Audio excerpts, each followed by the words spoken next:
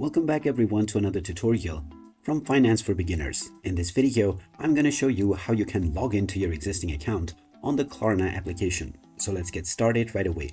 First of all, open up the Klarna app on your device, and if you haven't already logged into your account, just choose your country and then click on Sign In. This will take you into your web browser page where you can either enter your phone number or your email address to log in.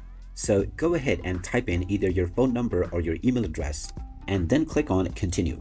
Once you click on the Continue button, you will be prompted to enter the verification code that has been sent to your inbox or your phone through SMS. So check your email or your SMS and you will find your verification code. Simply enter this code within the given box, and now you will need to enter the code that has been sent to your phone number as well.